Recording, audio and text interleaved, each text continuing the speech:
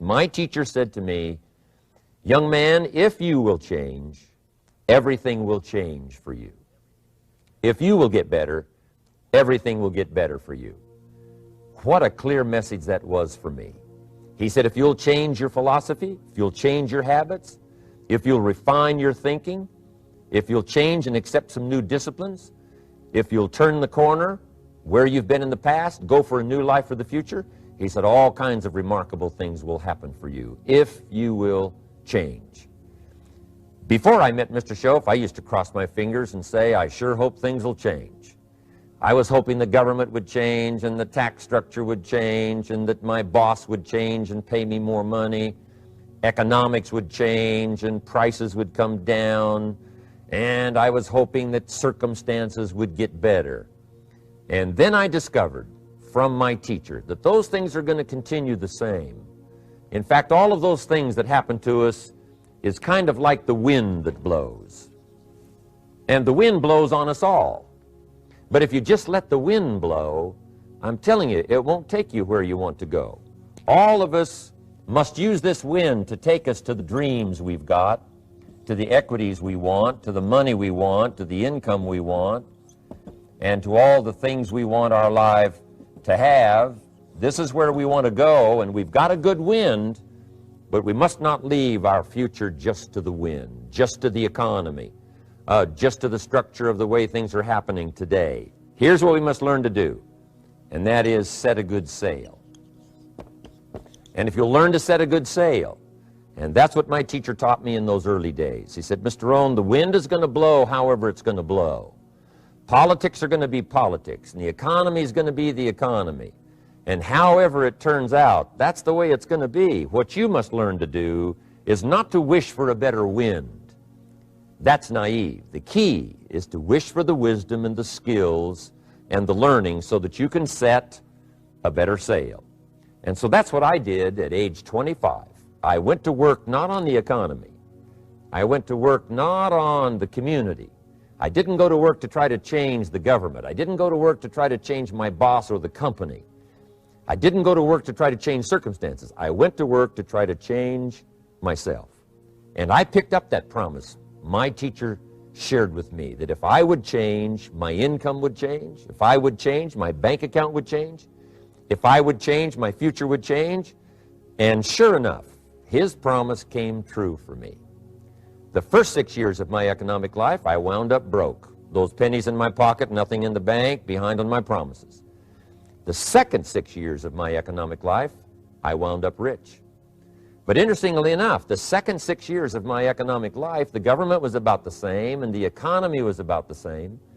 You know, the companies were about the same. What they paid was the same. Circumstances around me were the same. You know, my negative relatives were the same. But I was not the same. That's how my life changed. And that's how things started working for me, changing my life all those years ago.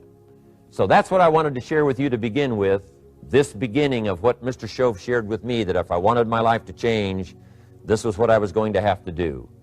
And so he broke it down into 3 subjects that really made an impact on my life, and I want to share those with you. The first subject he called personal development. And the second subject he called setting goals. And the third was how to become financially independent. Now, in illustrating personal development, Mr. Schoaf, my teacher, started with money. You know, money's not the only place to start in talking personal development, but it's where he started, so let me share the thoughts he shared with me back then. Let me share them with you. Here's the best lesson I can give you on economics. It's very simple. We get paid for bringing value to the marketplace.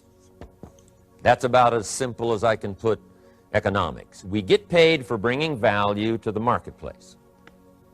Now, it takes time to bring value to the marketplace.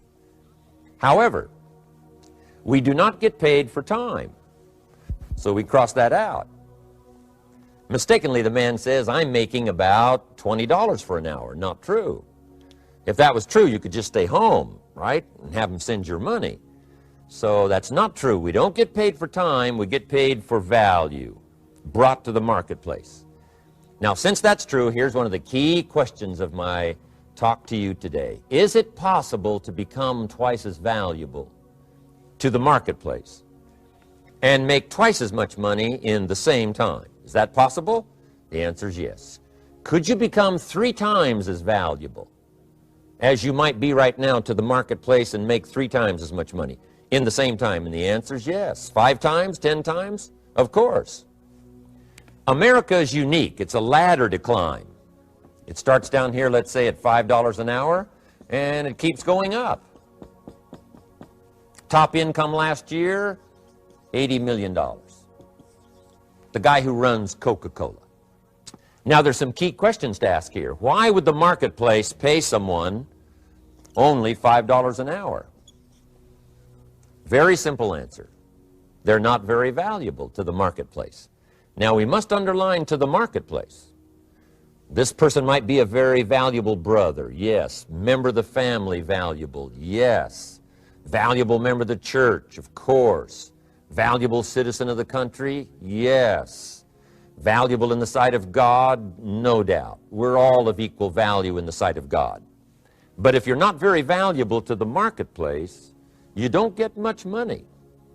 Now, as you begin to climb this ladder, why would the marketplace pay some people $50 an hour? Answer, evidently, they must be more valuable to the marketplace. 10 times more valuable. And is that possible for someone to be 10 times more valuable and earn $50 an hour instead of 5? And the answer is yes. That's what America is all about. Now, why would the marketplace pay some people $500 an hour? Evidently, this person must be much more valuable to the marketplace. That's what's important to understand, to the marketplace. And would the marketplace pay one person $80 million for 1 year's work? And the answer is, of course. If you helped a company make $1 billion, would they pay you $80 million? I'm telling you, it is possible. And that's why America is so exciting. That's why this financial ladder is so exciting. It's possible for all of this to come true for all of you, no matter where you start. As a student in school, just getting started out there in the workplace, this is all possible for you. Now, Mr. Schoaf gave me the clue on how to climb this ladder as high as I wanted to climb. Now, we're talking primarily economics here. There's a lot of other ways to become valuable to your family, valuable to your friends, valuable to the community, valuable to the team, right? But here's what he said to me. In climbing this ladder economically, all you have to do is work harder on yourself than you do on your job. Once I heard that, it made sense to me. I kept hoping that everything else would change around me, found out that if I went to work on myself, worked on my skills, worked on my language, if I became better than I was each year, if I grew in skills and language and vocabulary and competence, then I would become attractive to the marketplace. We don't have to change what's going on out there. That's the wind that's blowing. All we have to do is change what's going on in here. And now there's several ways to do that on personal development. And let me give you those ways. Here's the first one. We must learn from personal experience.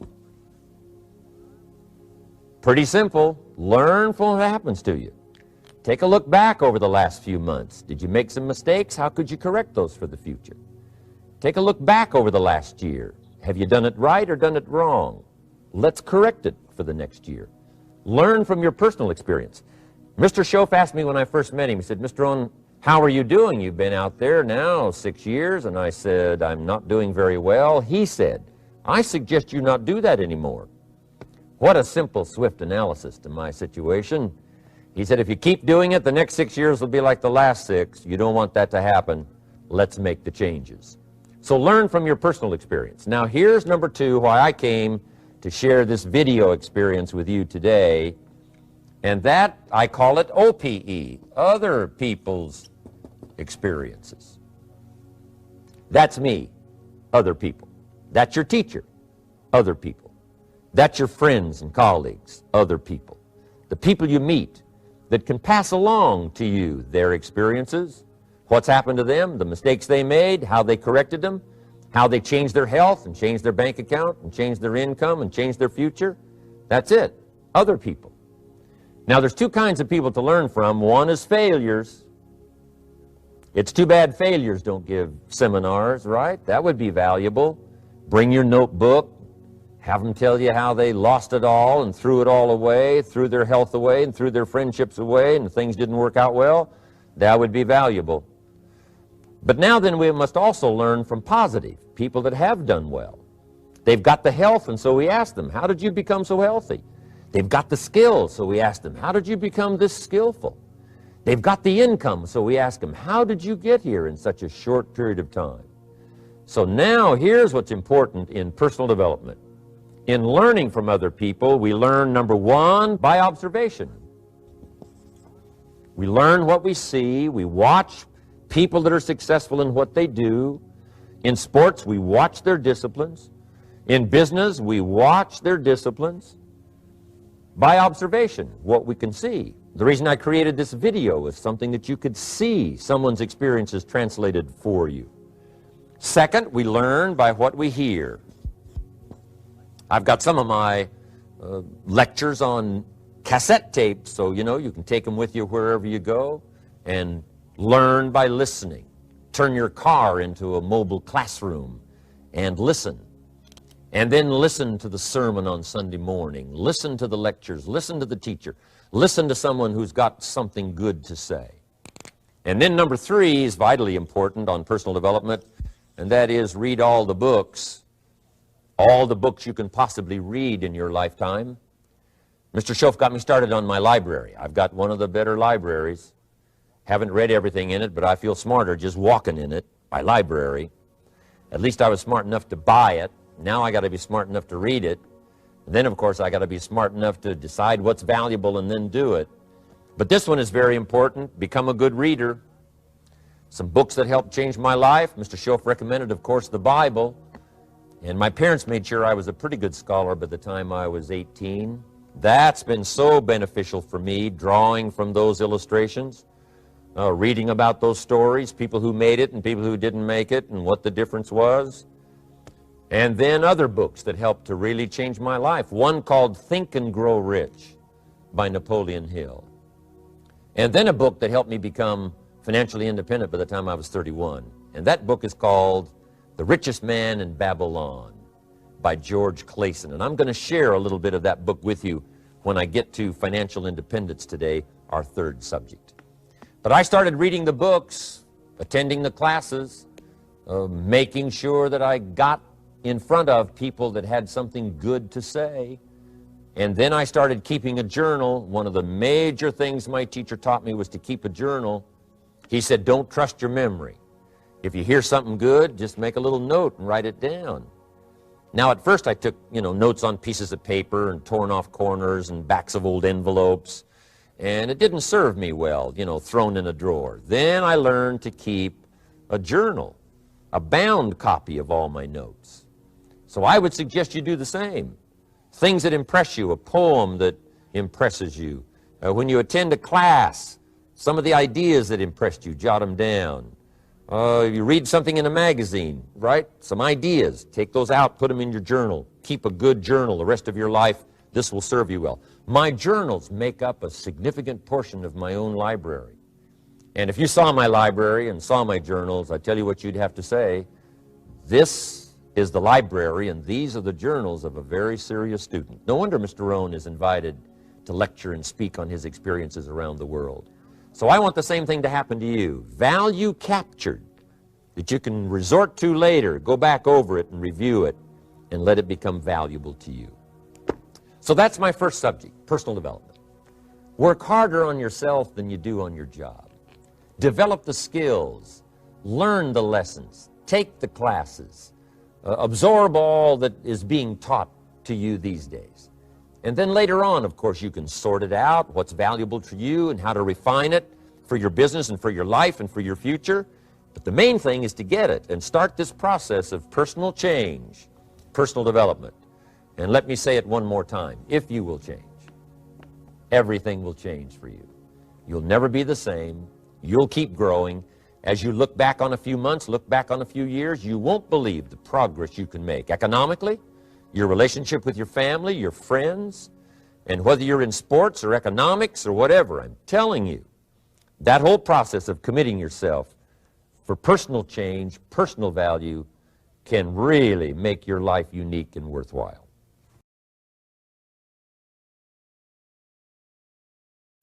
Now let's cover the second subject on setting goals. Mr. Shelf gave me some tips on setting goals that changed my life forever. And I want to share those with you. So let's talk about setting goals, and I also want to tie it to personal development, and you'll see how I'm going to do it as I progress here. Setting goals. We need to take a look into the future. There are 4 things to consider in terms of attitude. One is how you feel the past. Best advice I can give you on that is treat the past as a school. Let it teach you the mistakes you've made, the things that went wrong, the things that didn't work. Don't use the past as a burden to carry, and don't use the past as a club to beat yourself to death. Past losses, past failures, past mistakes. But let the past be a school. Tough school maybe. We've all been through some tough stuff. So if you feel good about the past, draw from it for experience and let it teach you. Then next is how you feel about the future. We've got to have the future well designed. The future is called the promise. The promise of the future can be an awesome force for your own future. The promise of the future, designing the future. There's 2 ways to face the future. One is with apprehension, and the other is with anticipation.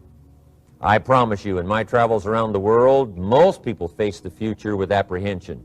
And here's why. They don't have it well designed. They've sort of left that up to someone else to fix.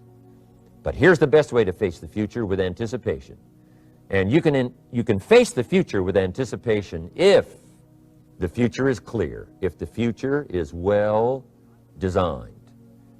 And I would like to have you consider some thoughts with me that help me to really change my future by giving it some thought and some consideration. And here it is. In setting goals, it's very simple. Number 1, decide what you want. You just take a little time. You sit down and say, what do I want? What kind of skills do I want? What kind of income do I want for the future? Where would I like to go? Places I'd like to visit? Habits I'd like to acquire? Skills I'd like to have? You just take a little time to think about what you want. Economics, friendships, people you'd like to meet, places you'd like to go. You just take some time. And then I suggest, when you've thought about what you want for the future, make a list. Just jot it all down. It's really a very simple process. And then here's number 3. Keep all the old lists. I'm telling you, this served me so well, keeping my old list of goals. I look back now 10, 20 years ago at goals I set, lists I made, and I smile now because here's what I thought was so important. 20 years ago. Now some of those things aren't even on my list. I've got a new list. I've grown. I've changed. I've matured. But I give you that advice. Decide what you want. Number 2, write it down. Number 3, keep the old lists. And then here's number 4. When you get something that's on one of these lists, check it off. Part of the fun of having a list is checking it off. And then if you can add some drama to checking it off, see, that's what really helps. I set a goal to go to Spain many, many years ago. And when I finally made my first trip to Spain, I had that journal with me that had that list in it. And while I had my journal on my lap, waiting for the wheels to touch down in Madrid, I waited until the wheels touched the runway, and I checked it off. Just adding a little drama. So, part of the fun of having a list is checking it off. Now, here's what's important about the lists and designing your future. If the future gets clear, the price gets easier. Because you got to remember, for every promise, there's a price to pay. Everybody's got to pay the price. Everybody's got to do the deal. Everybody's got to do the disciplines. Everybody has to pay. But here's what I've discovered. If the promise is clear and powerful, the price is easy to pay. The price is some classes. The price is a few books. The price is a few disciplines. The price is finding something that'll make your life better, make you grow, make you change, make you develop. So the first part of the key is to design the promise. Then, what is the price to pay? I'm telling you, the price will be easy. Anybody in my audience can pay it, no matter where you are, where you come from.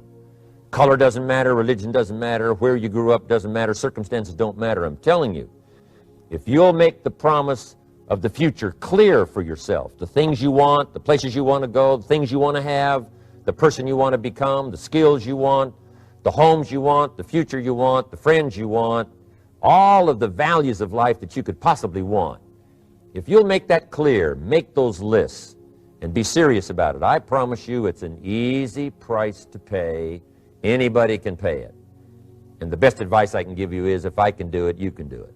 Farm boy from Idaho, raised in obscurity, I changed my life, turned it upside down, turned it all around, found economics, found future, found promise, and if I can do it, you can do it. So, start setting your goals and see if you can't get a better excitement going for the things you want to accomplish for the future. One of the major reasons for setting goals is for what they make of you in achieving them. My teacher advised me when I first got started at age 25, he said, "Jim, why don't you set a goal to become a millionaire?" He said, "It's got a nice ring to it. You know, enough zeros to impress your accountant." And he said, "I'm here to help you. You're only 25 years old. You've been to 1 year of college. You've got a beautiful family, every reason to do it. Why don't you set a goal to become a millionaire?" And he said, "Here's why." And I thought, he doesn't need to teach me why. Wouldn't it be nice to have $1 million? He said, "No, then you'll miss it." He said, "Here's why. For what it will make of you to achieve it." I'm telling you, that statement changed my life. Set the kind of goals that will make something of you to achieve them. He said, "Now, once you become a millionaire, what's important is not the money." I thought, that's kind of strange teaching. He said, "Honest, it isn't important." He said, "You could just give the money away." Now, I did better than that. I lost it all. By the time I was 31, I was a millionaire. By the time I was 33, I was broke. And I'll tell you a little bit about that story later. But when I lost all my money, guess what? I found out Mr. Schoaf was right. What was valuable was not the money. What was valuable was what I became to earn the money. The skills I had, the knowledge I had about the marketplace, the values that I had going for me. They were more valuable than the money. And here's an important statement to remember. It's not what you get that makes you valuable. It's what you become. So part of the key here is to set the kind of goals that will make something of you. Don't set them too low so that you don't have to grow and you don't have to read and you don't have to try and you don't have to stretch. Don't set them too low. And then don't sell out. Don't go for something that's going to cost you your virtue or cost you your values or sell out your principles.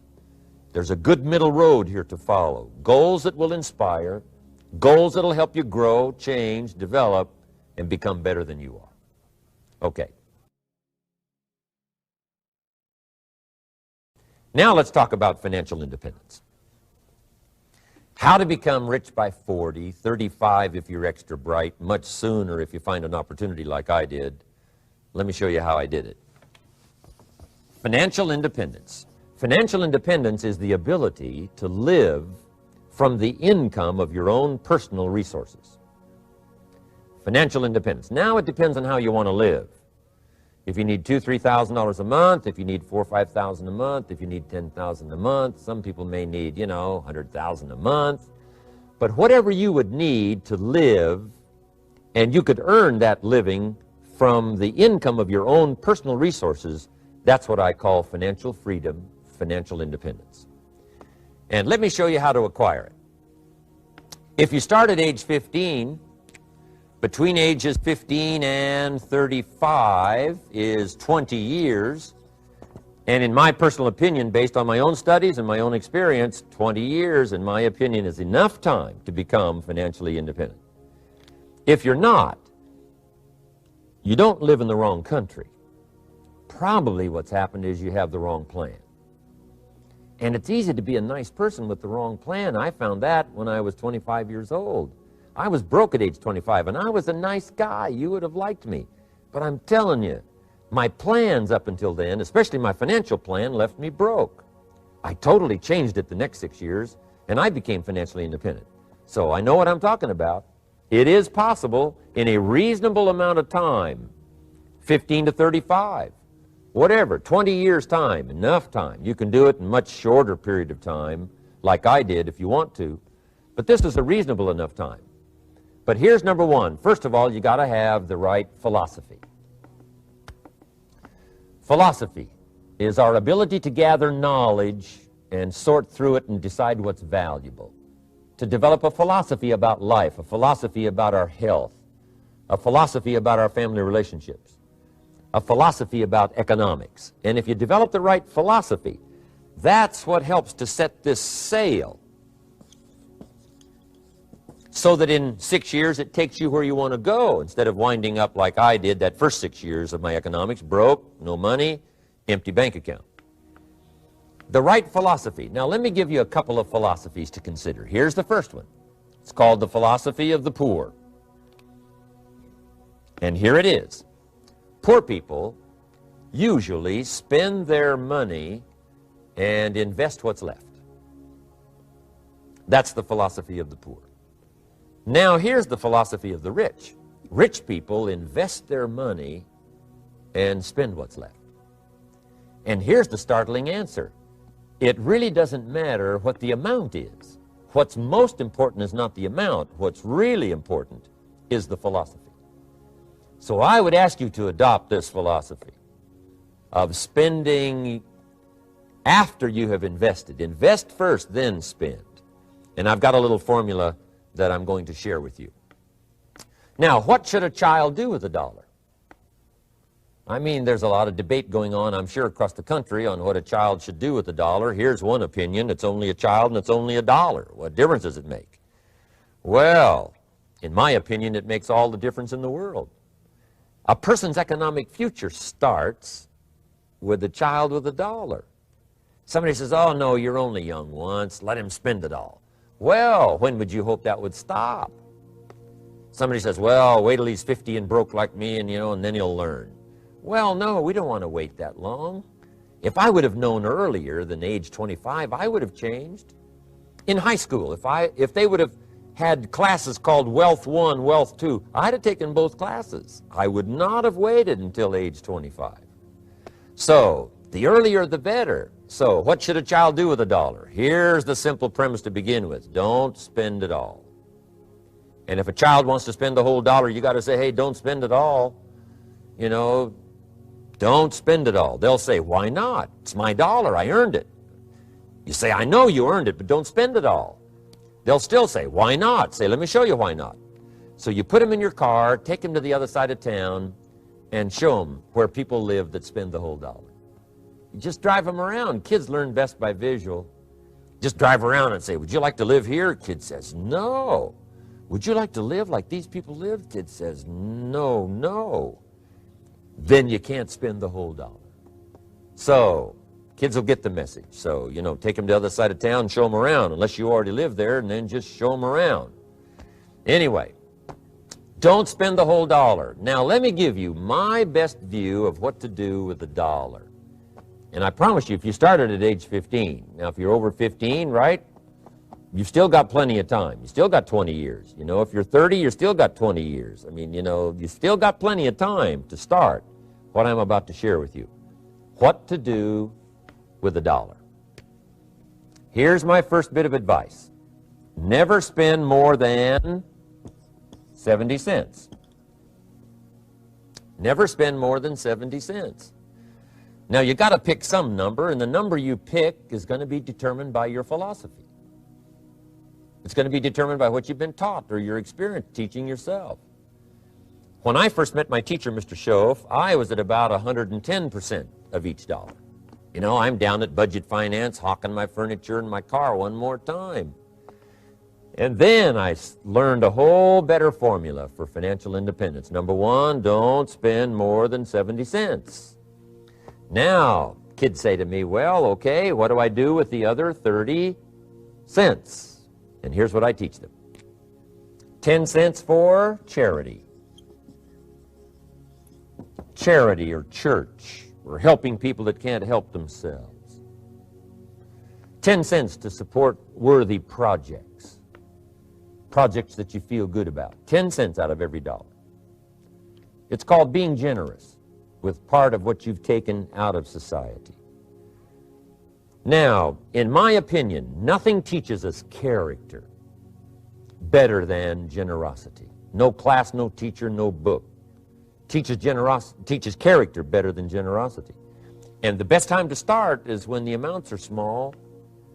And I know if kids learn these lessons well, they'll give a dime out of a dollar, help people that can't help themselves, support worthy projects. Because when the amounts get larger, sometimes it's a little more difficult. You know, giving 100,000 out of a million, someone says, oh, if I had a million, I'd give 100,000. I'm not sure. That's a lot of money. So the time to start is when the amounts are small. 10 cents out of the dollar. Okay, next 10 cents I call active capital. Active capital means do something to make a profit. Active capital. Set aside a portion of your income. Wages are okay, but I'm telling you, wages will make you a living. Profits will make you a fortune. So set aside part of your income as capital, called active capital. Any kind of project you can possibly think of, you can possibly come up with.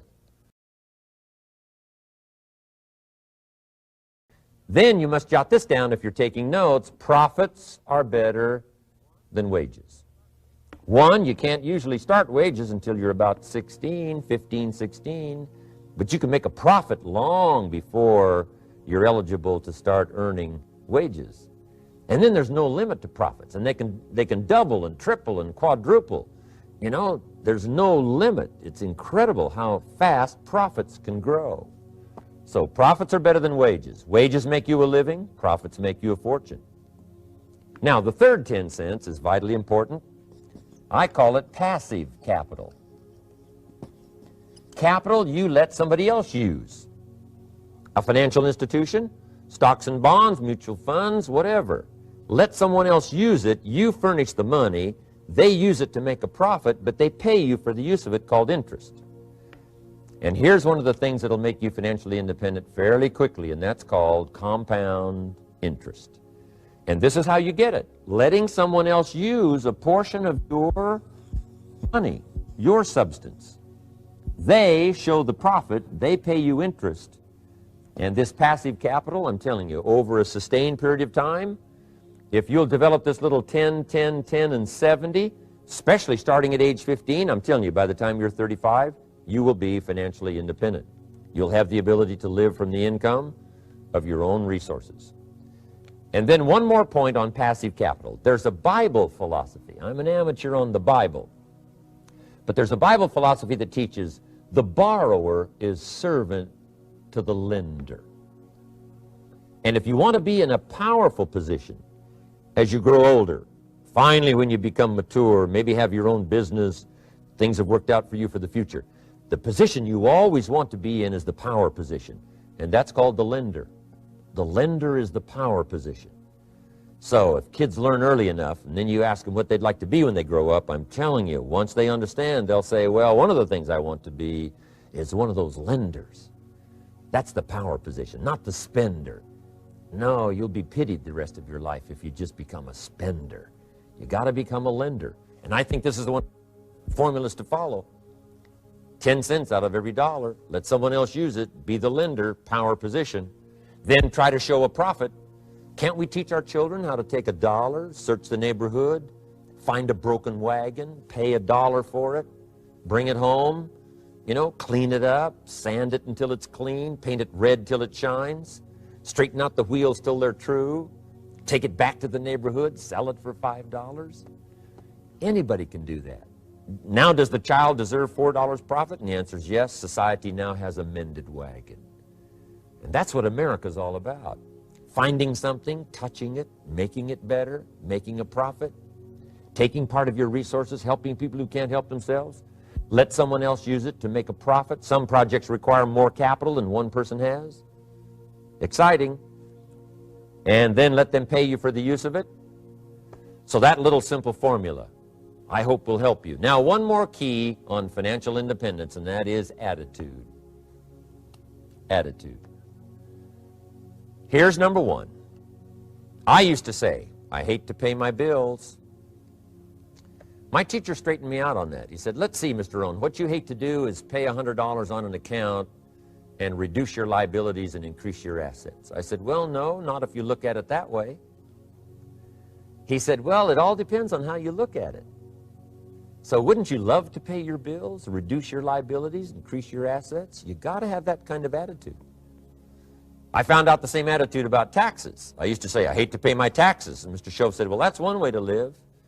But don't you understand? Taxes is how we care and feed the goose that lays the golden eggs. Wouldn't you want to do your share? Someone says, yes, but the goose eats too much. Probably true. But hey, we all eat too much. We all need to go on a diet. Better a fat goose than no goose. So I finally became a happy taxpayer. Now, I think taxes are too high, so I'm working to get taxes lowered for our economic future. But then whatever they turn out to be, I gladly pay, do my part, because that's what makes the whole system run, each of us doing our part. Now, I want these three subjects to be valuable for you. I want them to have meaning for you. I want you someday to be financially independent.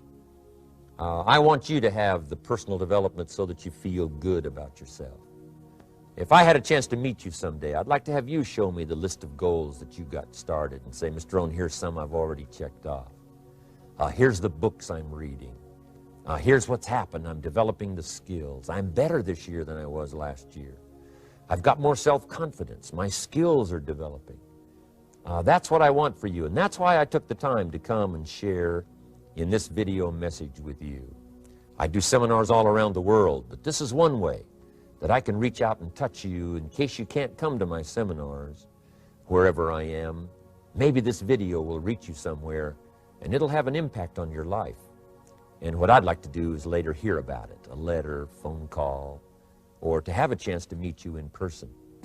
And now I'd like to leave you with these 4 questions called questions to ponder. These questions were valuable for me, and I want to make them valuable for you. Here's the first one, why?